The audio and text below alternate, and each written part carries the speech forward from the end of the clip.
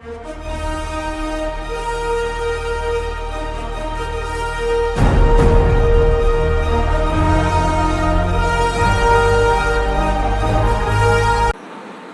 বন্ধুরা, আসসালামু আলাইকুম। আমি মুসাদ্দিক হাসান আবার তোমাদের মাঝে হাজির হয়ে গেছি এসএসসি লেভেলের গণিতের সমস্যার সমাধান করার জন্য।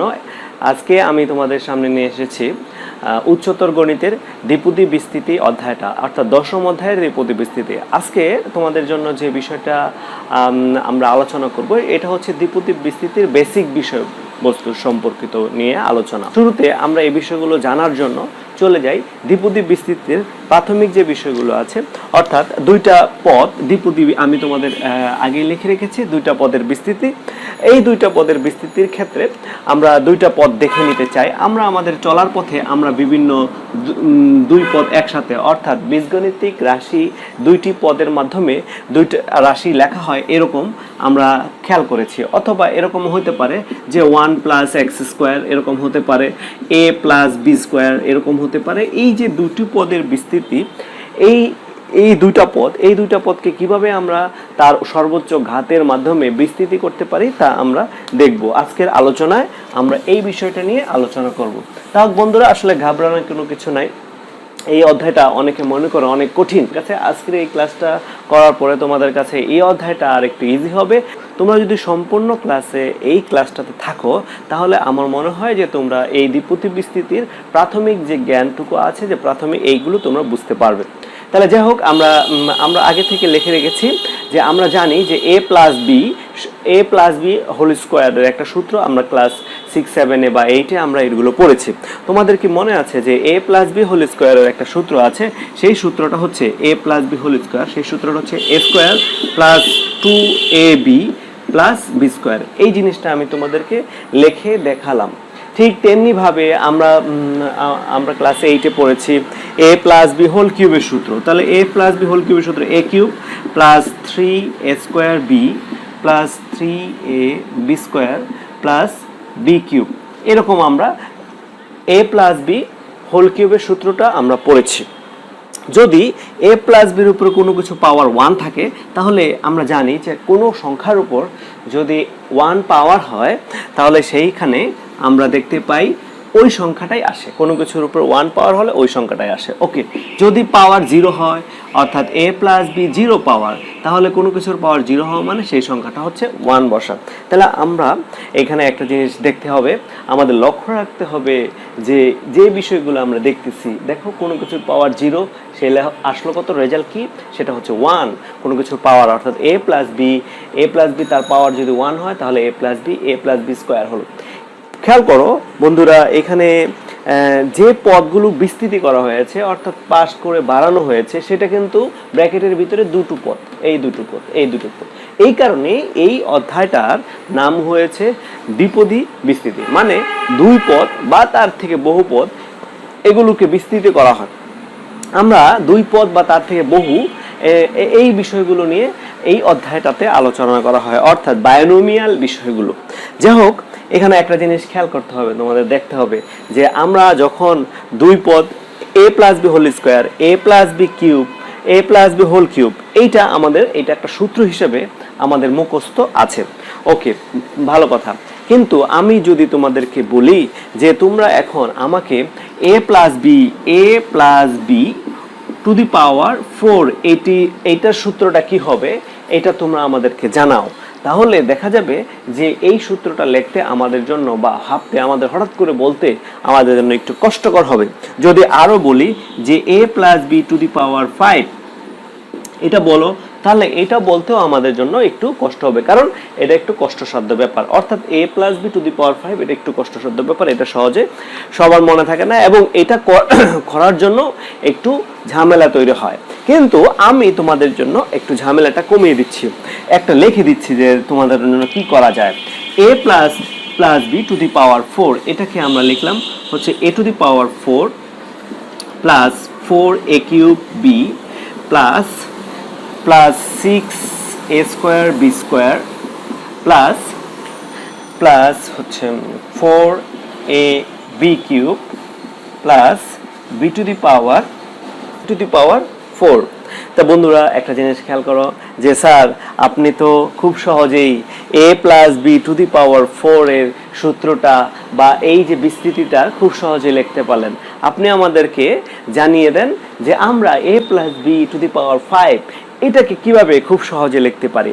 হ্যাঁ, তোমরা ঠিক ধরেছ। আজকে তোমাদের এই বিষয়গুলো জানানোর জন্যই কিন্তু আজকের এই ক্লাসটা চলে আসছে। যাই হোক, a plus B to the power 4 একটা জিনিস খুব ভালোভাবে খেয়াল করতে হবে বন্ধুরা। মনে রাখো যে আমরা যে এই বিস্তৃতিগুলো লিখলাম এইটা একজন বিজ্ঞানী ভালোভাবে আমাদের মতন একজন ম্যাথমেটিশিয়ান, তোমরা যারা আজকে বসে এই ভিডিওটা দেখছো তোমাদের মতন একজন ম্যাথমেটিশিয়ানই এইটা খুব ভালোভাবে অনুসরণ করলো, একটা গবেষণা করলো। উনি চিন্তা করলেন যে এটা কিভাবে সম্ভব। উনি তাকিয়ে এটা ভালো করে দেখলেন যে এটা কি কি তৈরি হচ্ছে। দেখা যাচ্ছে উনি চিন্তা করলেন যে এখানে বন্ধুরা তোমরা খেয়াল করো, যখন পাওয়ার 4 লিখেছি তাহলে a এর সর্বোচ্চ পাওয়ার 4, দ্বিতীয় পদে a এর সর্বোচ্চ পাওয়ার 3, তৃতীয় পদে a এর পাওয়ার 2, চতুর্থ পদে a এর পাওয়ার 1, তারপরে এর আর কোনো পাওয়ার নাই। ওকে, এবার বি এর ক্ষেত্রে খেয়াল করো, প্রথম পদে বি এর জন্য কোনো পাওয়ার নেই অর্থাৎ 0, তারপরে 1, তারপরে 2, তারপরে 3, তারপরে 4। এইভাবে a plus B to the cube এর জন্য a cube, a square, a এর পাওয়ার 0। বি এর ক্ষেত্রে 0, 1, 2, 3। এভাবে উপরের দিকে আবার দেখি a প্লাস বি স্কোয়ার, তাহলে a সর্বোচ্চ পাওয়ার a স্কোয়ার, 1, 0। বি এর ক্ষেত্রে 0, 1, 2। তাহলে আমরা কিন্তু একটা বিষয় আমরা খুব ভালোভাবে নজর দিয়ে এই বিষয়টা অবলোকন করে ফেলেছি।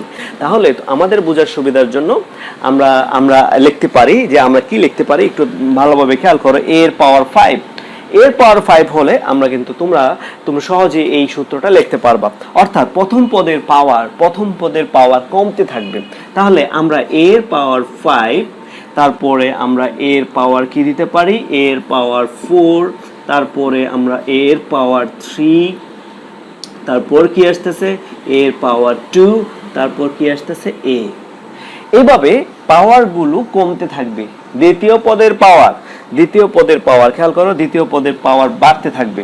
প্রথমে 0, তারপরে হচ্ছে 1, তারপরে হচ্ছে 2, তারপর 3, আর হচ্ছে দ্বিতীয় পদের পাওয়ার 4, তারপরে সবার শেষে দ্বিতীয় পদের পাওয়ার 5। অর্থাৎ প্রথম পদের পাওয়ার কি হবে, কমতে থাকবে, দ্বিতীয় পদের পাওয়ার বাড়তে থাকবে। আমার মনে হয় যে তোমরা বুঝে ফেলেছো। এইভাবে সব সূত্র পর্যায়ক্রমে আমরা বের করতে পারবো। যদি এখন থেকে তোমাদেরকে বলে যে তোমরা দেখাও a plus B to the power 6, তাহলে মনে হয় যে তোমরা এটা সহজেই বের করতে পারবা, a plus B to the power 6। কিন্তু একটা ঝামেলা রয়ে গেল এখন মনে হয়। সেই ঝামেলাটার দিকে তোমরা অবশ্যই মনে হয় খেয়াল করেছো যে স্যার আপনি লিখেছেন যে a আর b এটা দুটো পদ, আর এই দুইটা পদের ক্ষেত্রে পাওয়ারগুলো কি হতে থাকবে, পাওয়ারগুলো হচ্ছে প্রথম পদের পাওয়ার কমতে থাকবে, দ্বিতীয় পদের পাওয়ার বাড়তে থাকবে। ওকে, ভালো কথা। তাহলে যে সহগগুলো আসে, অর্থাৎ প্রত্যেকটা ক্ষেত্রে যে সহগগুলো আসে, যে তাহলে প্রত্যেকটা ক্ষেত্রে কি কি সহগ আসে হচ্ছে 3, 4, 4, 4। তো বন্ধুরা আমাদের এই সহগগুলোর বিষয়ে একটু ভাবতে হবে যে কিভাবে আমাদের এই সহগগুলোর পরিবর্তন হলো। তাহলে সহগগুলোর দিকে একটু আমরা তাকাই।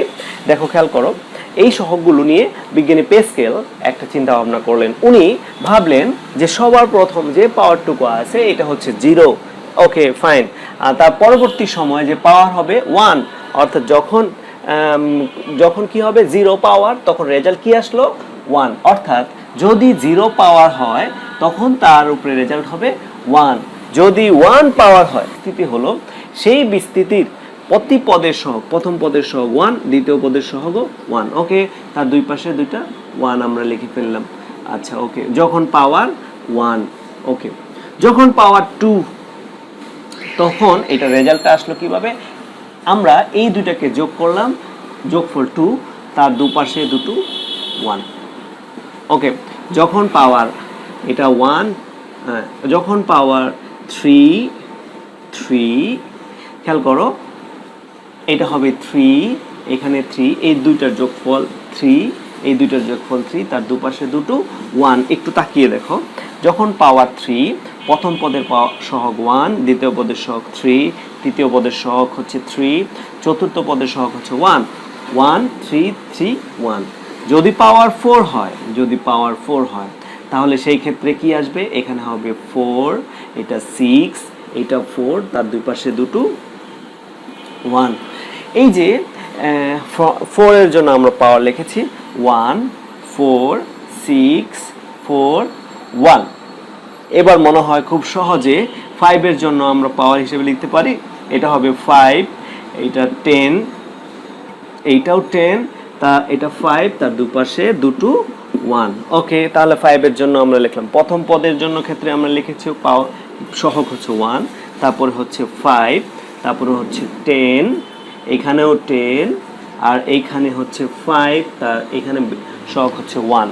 এই তো বন্ধুরা, আমরা খুব সহজেই সহগগুলো দিয়ে বিস্তৃতি করে ফেলেছি। প্রথমে আমরা যে তথ্যগুলো আমরা পেলাম সেই তথ্যগুলোর মাধ্যমে আমরা বিস্তৃতি করে ফেললাম। এখন আমাদের মনে হয় যে তোমরা খুব সহজেই a plus b to the power 6 এর বিস্তৃতিটা করতে পারবে। আসলে আমরা যদি a plus b to the power 6 এর বিস্তৃতি করতে আমাদের কোনো অসুবিধা হবে না। এবার চলে আসি যে এই যে আমরা এই বিষয়গুলো লিখলাম, এই বিষয়গুলো আসলে কীরকম হলো।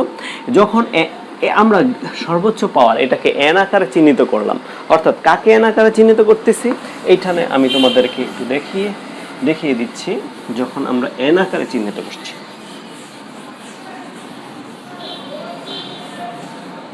দেখো বন্ধুরা, a প্লাস b তার পাওয়ার n, অর্থাৎ যে পাওয়ারগুলো আমরা লেখা হচ্ছে যে n এর যে পরিবর্তনটা কিরকম হবে। n এর পরিবর্তনটা 0 হতে পারে, 1 2 3, এভাবে যা ইচ্ছা তাই ন্যাচারাল সংখ্যা অথবা পজিটিভ নেগেটিভ মান পর্যন্ত হতে পারে। n এর মান 1 2 3 4। যখন n এর মান 0 অর্থাৎ পাওয়ার 0 তখন সেটা 1। যখন n এর মান 1 তখন চলকগুলো এরকম। যখন n এর মান 2 তখন এভাবে, n এর মান 3, n 4, আর হচ্ছে n 5। এভাবে আমরা এটাকে উল্লেখ করতে পারি এবং সহগগুলো প্রত্যেকটি পদের সহগ আমরা বের করতে পারি। যিনি এই সহগগুলো এই সূত্রের মাধ্যমে বা এই সিস্টেমে বের করতে পারলেন ওনার নাম হচ্ছে প্যাসকেল। এই কারণে এই যে সূত্রের মাধ্যমে উনি যে ধরন ক্যাটাগরির মাধ্যমে এই জিনিসটা উনি বের করলেন, এই কারণে এই অংশটুকুকে প্যাসকেলের ত্রিভুজ সূত্র বলা হয়, অর্থাৎ প্যাসকেল ট্রায়াঙ্গেল ফর্মুলা, প্যাসকেলের ত্রিভুজ সূত্র।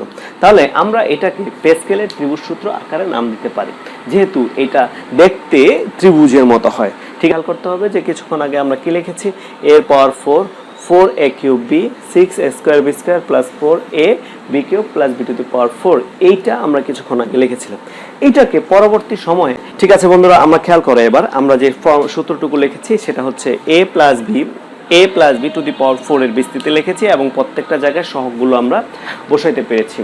যদি আমাদের হাতে চলে আসে এরকম একটা অংশ, অর্থাৎ a প্লাস b যে অংশটুকু চলে আসছে সেটা হচ্ছে a plus b to the power 6। আমি তোমাদেরকে 6 লিখতে বলেছিলাম। কখনো যদি 6 লিখতে হয় তাহলে আমাদের যে ঝামেলাটা তৈরি হয়, এখানে একটা সমস্যা তৈরি হবে।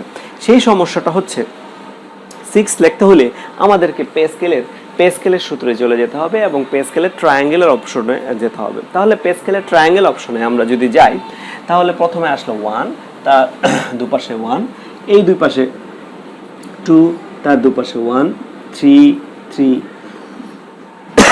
তার দুপাশে 1, এটার জন্য 4 6 4, তার দুপাশে 1, 5 10 10, তার 5, তার দুপাশে 1। এবার আমরা লিখতে পারি 6 5 6 15 20 15 6, তার দুপাশে দুটো 1। এইভাবে আমরা এখানে 6 লিখতে পারি। এখন প্রশ্ন হলো, যখন আমরা 4 ছিল, 4 থেকে যদি আমরা 6 এ যেতে চাই, 4 জানার পরে যদি আমরা 6 লিখতে হয়, তাহলে কিন্তু আমাদের এই যে 5 এর অংশটুকু, এই 5 এর অংশটুকু আমাদের আগে করে নিতে হবে। অর্থাৎ প্যাসকেলের ত্রিভুজ সূত্রে এই 5 এর যে ধারাবাহিকতা, এই ধারাবাহিকতা বজায় রাখতে হবে। অর্থাৎ 5 শেষ করার পরেই কিন্তু আমরা 6 এর অপশনে করতে পারবো। 5 শেষ হলেই আমরা 6a plus b to the power 6 এর বিস্তৃতিটা করতে পারবো। যদি 5 এর বিস্তৃতি করতে না পারি বা 5 এর বিস্তৃতি ইনকমপ্লিট থাকে, তাহলে 6 এর বিস্তৃতি করা যাচ্ছে না।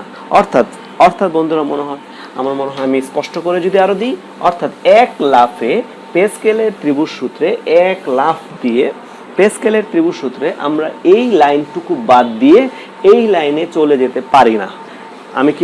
আমি মনে হয় যে তোমাদের আরো স্পষ্টভাবে বুঝাতে পেরেছি যে আমরা যদি একটা লাইন ওভারটেক করে পরবর্তী লাইনে যেতে পারি না, অর্থাৎ এইখান থেকে এই লাইনটাকে বাদ দিয়ে সরাসরি এই লাইনে আমরা আসতে পারি না। অর্থাৎ 4 এর পরে আমাদেরকে অবশ্যই 5 এর যে প্যাসকেলের ত্রিভুজ সূত্রের ধারাবাহিকতা আছে, সেই 5 এর ধারাবাহিকতাটা আমাদের বজায় রাখতে হয়। এর পরবর্তী সময় এসে 6 এর ধারাবাহিকতা শুরু করতে হয়। তাহলে এই সমস্যার সম্মুখীন হওয়ার কারণে বিভিন্ন বিজ্ঞানীরা, ম্যাথমেটিশিয়ানরা পরবর্তী সময় এই প্যাসকেলের ত্রিভুজ সূত্রকে আরেকটু ডেভেলপ করে নিয়ে আসলো এবং তখন একটি দ্বিপদী বিস্তৃতির যে মাদার ফর্মুলা, অর্থাৎ প্রধান যে সূত্রটুকু আছে, সেই সূত্রটুকু ওনারা লেখার চেষ্টা করলো।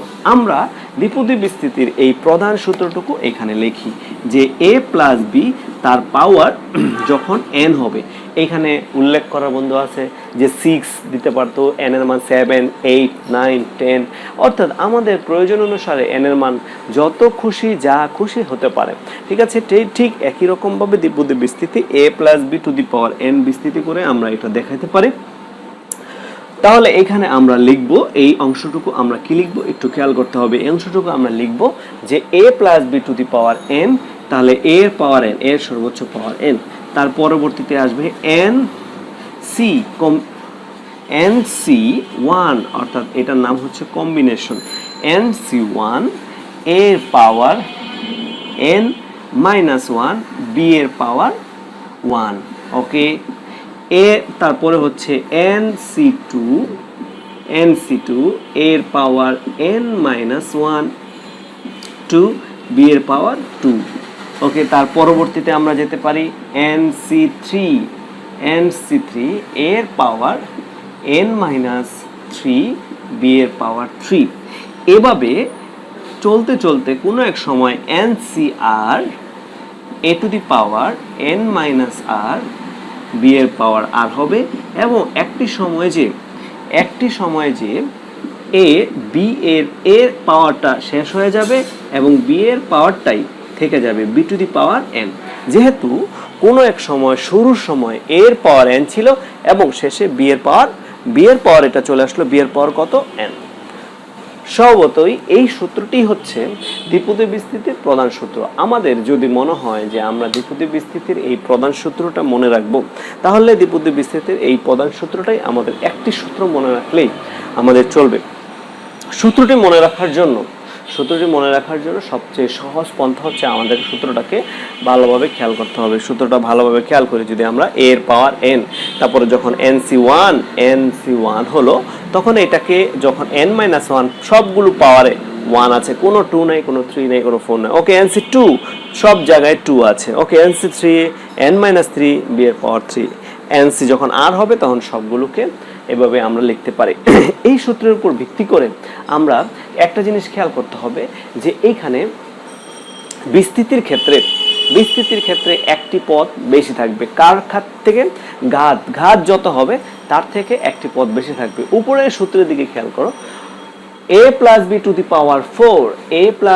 পাওয়ার 4 যখন হবে, তাহলে এখানে বিস্তৃতির সংখ্যা কতটুকু? 1 2 3 4 5, অর্থাৎ পদের সংখ্যা 5টি। যদি পাওয়ার 4 হয় 1 2 3 4 5, অর্থাৎ পদের সংখ্যা হবে তখন 4টি। যদি পাওয়ার 5 হয় পদের সংখ্যা হবে 6টি। যদি পাওয়ার 3 হয় তাহলে পদের সংখ্যা হবে 4টি। বন্ধুরা একটা জিনিস খেয়াল করতে হবে, তাহলে সবসময়ই একটি পদ বেশি থাকবে। এখন আমাদের ক্ষেত্রে এখানে আমরা যদি n লিখি, কোনো কিছু পাওয়ার n, a plus b to the power n, তাহলে এই বিস্তৃতির ক্ষেত্রে আমরা কতগুলো পদ পাওয়া যাবে? একটি পদ বেশি, তার মানে এই বিস্তৃতিতে পদের সংখ্যা n+1t। বিস্তৃতিতে পদের সংখ্যা a+b⁴n, এই বিস্তৃতিতে পদের সংখ্যা হচ্ছে n+1t। ওকে, এইখান থেকে আমরা সাধারণ পদ বের করতে পারি কোনো একটা অংশকে। এই অংশটুকুর নাম হচ্ছে, বিস্তৃতির এই অংশটুকুর নাম হচ্ছে সাধারণ পদ। তাহলে বিস্তৃতির এই অংশটুকুকে সাধারণ পদ বলা হয়। আমরা এখানে লিখতে পারি বিস্তৃতির সাধারণ পদ কত, আমরা উল্লেখ করতে পারি a+b⁴n এর বিস্তৃতির সাধারণ পদ। তাহলে n এর বিস্তৃতির সাধারণ পদ, সাধারণ পদ অথবা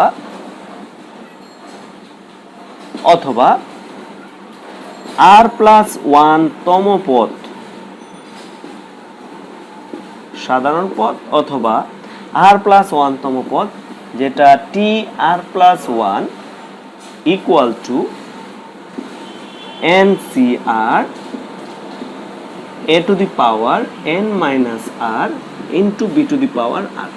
আমরা লিখে ফেললাম যে a+b, আমরা এখানে দেখো বন্ধুরা, a+b⁴n এর বিস্তৃতির সাধারণ পদ অথবা r+1 তম পদ অর্থাৎ ncr into a⁻n−r into b⁻r। r পর বিস্তৃতির সাধারণ পদ হচ্ছে এটা। তাহলে সাধারণ পদ যদি এটা হয়, তাহলে আমরা যে কোনো বিস্তৃতির ক্ষেত্রে সাধারণ পদ অর্থাৎ তম পদ যেটা আছে 5 নম্বর পদ, 6 নম্বর পদ, 7 নম্বর পদ, 20 নম্বর পদ, ঠিক এত নম্বর পদ যদি বলে আমরা বের করতে পারবো। বন্ধুরা, এবার চলে আসি যে অংশটুকু আমরা এখনো জানতে পারিনি, সেই অংশটুকুকে এখনই আমরা জানার চেষ্টা করি যে আসলে এইখানে ঘটনাটা কি হলো এবং এটার বিস্তৃতি এবং যেটা দ্বিপদী বিস্তৃতির প্রধান ফর্মুলা, এটার সাথে আমরা এটা একটা তুলনা করি যে দ্বিপদী বিস্তৃতির প্রধান ফর্মুলার সাথে। তাহলে a+b তার পাওয়ার হচ্ছে 4। ওকে ফাইন, এখানে লেখা ছিল a⁴, ভালো কথা। দ্বিতীয় পাওয়ার হচ্ছে 4c1, অর্থাৎ তাহলে যদি প্রথম পদ হয় তাহলে এটা লেখা উচিত আমাদের 4c1। 4c1 a⁴ - 1 b⁴ 1।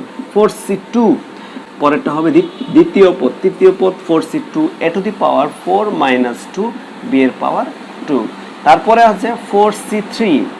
ওকে, 4c3 তারপরেরটুকু কিভাবে আসবে, খেয়াল করো, a⁴ 4 - 3 ইন্টু b⁴3। এভাবে 3 পর্যন্ত আসার পরে আর তো অপশন কোনো কিছু নাই, যেহেতু তৃতীয় অংশটুকু আছে b⁴ লিখে দিচ্ছি আমরা। এবার আমরা একটা তুলনা করি, দেখাচ্ছি যে কোন অংশটুকুর সাথে কোন অংশটুকুর যে প্রাথমিক মিলটা কি কি আছে। এর পাওয়ার 4 আমাদের এখানে থেকে গেল 4c1। ধরে নিলাম আসলে 4c1 কিভাবে তৈরি হয় সেটা আমরা এখনো জানি না। এবার 4c1 এখানে যেটা আছে সেটা হচ্ছে 4 - 3, এটা হবে কিউব 4c2। তারপরের অংশ আসবে, এটা হবে এর পাওয়ার 2 b⁴2। 4c3 এই অংশটুকু আসবে কিভাবে, 4c3 এর যে রেজাল্ট আসবে সেটা হচ্ছে 4c3, এটা আসবে a, তার পাওয়ার হচ্ছে b, এবং এইখানে রয়ে গেছে b⁴4। ওকে, এবার তাকিয়ে দেখো বন্ধুরা, স্পষ্টভাবে যে অংশটুকু আমরা দেখতে পাচ্ছি, যে অংশটুকু আমরা এখানে আমাদের হাতে চলে আসছে, সেটা উপরের অংশের সাথে সবগুলোর সাথে স্পষ্টভাবে মিল আছে। উপরের অংশের সাথে সবগুলো মিল আছে। যে অংশের জায়গায় মিল আছে সেই মিলের অংশটুকু আমরা যদি বাদ দিই, খেয়াল করো, মিলের অংশটুকু আমরা বাদ দিচ্ছি। ওকে, তাহলে রেখে গেছে a³ b। ওকে, নেওয়া, তাহলে আমরা এখানে বাদ দিতে পারি a³ b। তারপরে এখানে কি আছে, a² b², তাহলে এটাও a² b², a⁵ a⁵। ওকে, b⁴ b⁴, এখানেও যেটা আছে সব। তাহলে আমাদের হাতে যে অংশটুকু রয়ে গেল, আমাদের হাতে যে বোর্ডে যে দৃশ্যটা দেখা যাচ্ছে, যে বোর্ডে যে অঙ্কটুকু রয়ে গেল, সেই অংশটুকু কি আছে, তার মানে 4 এর জন্য আমাদের এটা চলে আসছে 4c1। 6 এখানে যে মানটুকু পালাম আমরা সেটা হলো 4c2। 4 এটা হচ্ছে 4c3, এই অংশটুকুর জন্য 4c3। স্পষ্টতই দেখা যাচ্ছে যে 4c1 এর মান হচ্ছে 4, 4c2 এর মান হচ্ছে 6 এবং 4c3 খেয়াল করো, 4c3 এইটার মান হচ্ছে 4। এইভাবে আমরা এই বিষয়টা করতে পারবো। তাহলে আমাদের এই মানগুলো তো আমাদের সহজে মনে নাই বা মুখস্থ নাই, তাহলে আমরা এটা কিভাবে করব? এই মানগুলো আমাদের যেহেতু মনে থাকবে না, মুখস্থ থাকবে না, এটা আমরা ক্যালকুলেশনের সাহায্যে সরাসরি সহজেই করতে পারবো। ক্যালকুলেশন এই মানটার রেজাল্ট হচ্ছে 4। আমরা এটা একটা সূত্রের সাহায্যে নিয়ে আসতে পারি যে n r তম পদের ক্ষেত্রে NCR, এইটা সূত্রের সাহায্যে যদি আমরা নিয়ে আসি তাহলে আমরা সহজে এটা বের করতে পারবো। যেটা কিভাবে বের করব, আমরা যেতে হবে n ফ্যাক্টোরিয়াল, এটার নাম হচ্ছে ফ্যাক্টোরিয়াল, তারপরে হচ্ছে n মাইনাস r ফ্যাক্টোরিয়াল, তারপরে হচ্ছে r ফ্যাক্টোরিয়াল। এটা আমরা এভাবেই দিতে পারি। এটা একটা সূত্র, NCR বের করার জন্য এই অংশটুকু একটা সূত্র, এটা আমরা সূত্র হিসাবে দিতে পারি। আর এইখানে যেটা আছে 4 NC4C2, এইটাও আমাদের বের করতে হবে। এটার রেজাল্ট কত আসছে 4C2 এর রেজাল্ট হচ্ছে 6। দেখি নেই কিভাবে 6 আসলো। এই অপশনটুকুতে যদি আমরা মান বসাই 2 4 ফ্যাক্টোরিয়াল, 4 মাইনাস 2 ফ্যাক্টোরিয়াল, ওকে, এইটা হচ্ছে 2 ফ্যাক্টোরিয়াল। ওকে, 4 ফ্যাক্টোরিয়ালকে আমরা লেখা যেতে পারে 4 ফ্যাক্টোরিয়াল, তার মানে হচ্ছে 4 3 2 1। ওকে, 4 মাইনাস 2 ফ্যাক্টোরিয়াল মানে হচ্ছে 2 ফ্যাক্টোরিয়াল ইন্টু 2 ফ্যাক্টোরিয়াল। 2 ফ্যাক্টোরিয়ালকে আমরা কিভাবে উল্লেখ করতে পারি, 4 4 3 2 1। এই 2 ফ্যাক্টোরিয়াল মানে হচ্ছে 1 ইন্টু 2, আবার 2 ফ্যাক্টোরিয়াল মানে হচ্ছে 1 ইন্টু 2। এই 2 কাটা যায়, এই 2 আর এই 2 কাটা যায়। ওকে, এখানে থাকতে হচ্ছে 6। তাহলে আমরা জানি যে 4C2 এর জন্য যে রেজাল্টটা পাওয়া গেল সেটা হচ্ছে 6।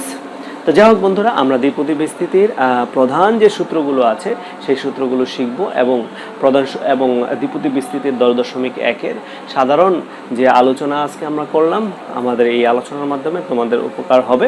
আশা করি তোমরা ভালো ফলাফল করতে পারবে এবং আগামীতে দ্বিপদী বিস্তৃতির পরবর্তী ক্লাসে আমি অবশ্যই তোমাদের 10.1 অধ্যায়ের অনুশীলনী থেকে যে অঙ্কগুলো আছে সেই অঙ্কগুলো করার চেষ্টা করব।